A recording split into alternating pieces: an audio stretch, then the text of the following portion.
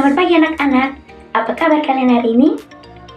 Selamat datang di kelas online bersama saya, Maria Elsianidia. Pagi ini kita akan mempelajari materi IPA yang bertopik pengaruh hubungan sifat bahan terhadap penggunaannya, khususnya pada subtema hubungan antara sifat bahan dengan kegunaannya. Sebelum masuk pada topik pembahasan, Ibu akan membantu pembelajaran. Pembelajaran yang pertama itu mengidentifikasi berbagai sifat bahan dan menjelaskan hubungan antara sifat bahan dengan kegunaannya melalui pengamatan terhadap benda-benda di sekitar dengan tepat. Yang kedua, dengan melakukan eksperimen sederhana, peserta didik dapat mencocokkan sifat bahan dengan penggunaannya serta menyusun laporan hasil pengamatan secara sistematis dan mempresentasikannya dengan percaya diri di depan kelas. Baik anak-anak, sebelum Ibu menjelaskan materinya, Ibu ingin bertanya dulu. Ada yang tahu mengapa payung terbuat dari bahan kedap air?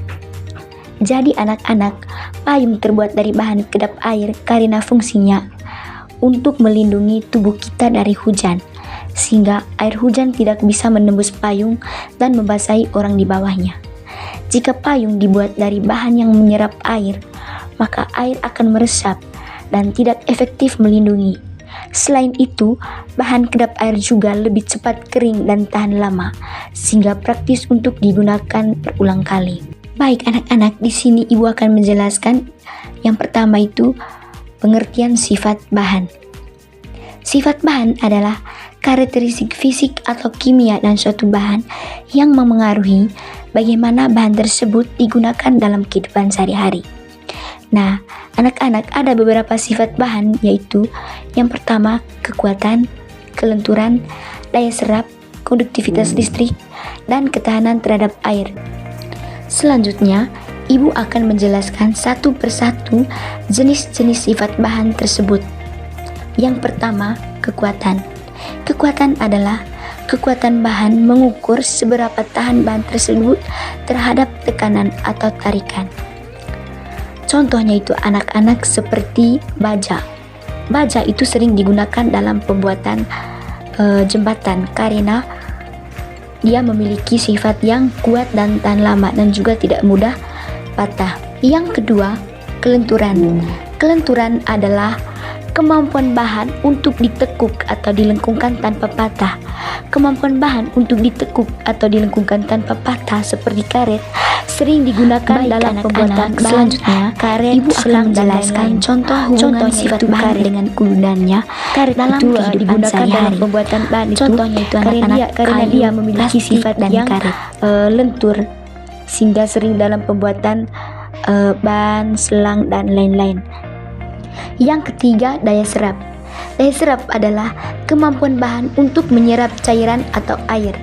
Kemampuan bahan dengan daya serap yang tinggi seperti kain katun sering digunakan dalam pembuatan pakaian, handuk, dan lain sebagainya. Yang keempat itu anak-anak, konduktivitas listrik.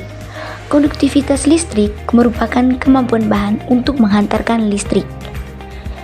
Kemampuan bahan untuk menghantarkan arus listrik itu seperti tembaga itu sering digunakan dalam pembuatan kabel listrik. Yang kelima itu anak-anak, ketahanan terhadap air. Ketahanan terhadap air adalah kemampuan suatu benda untuk tidak mudah basah atau menyerap air. Contohnya itu payung.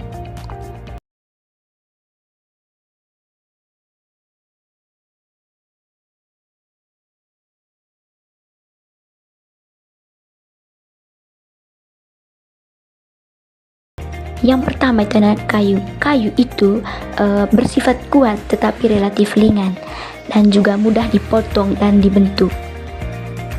Kayu itu anak-anak sering digunakan dalam pembuatan rumah, meja, dan lain sebagainya karena dia itu mudah dipotong atau dibentuk. Yang kedua itu anak-anak, plastik. Plastik itu bahan ringan, tahan air, tidak mudah pecah, sehingga sering digunakan untuk membuat botol minuman, kantong plastik, dan lain sebagainya. yang membutuhkan plastik. Nah, karet itu bersifat lentur dan elastis sehingga cocok untuk membuat barang-barang yang membutuhkan elastis. Anak-anak, kain yaitu kain katun, wol, dan nilon. Di sini ibu akan menjelaskan sifat utama dari kain katun. Yang pertama, lembut dan nyaman. Katun memiliki serat alami yang halus sehingga nyaman di kulit. Yang kedua, menyerap keringat. Serat katun mampu menyerap kelembapan, membuatnya ideal untuk pakaian. Yang ketiga, bernapas, memungkinkan sirkulasi udara yang baik sehingga cocok untuk dipakai di cuaca panas. Nah, di sini juga ibu akan menjelaskan kegunaannya. Yang pertama, pakaian sehari-hari, seperti kaos, kemeja, dan celana yang nyaman dipakai sehari-hari.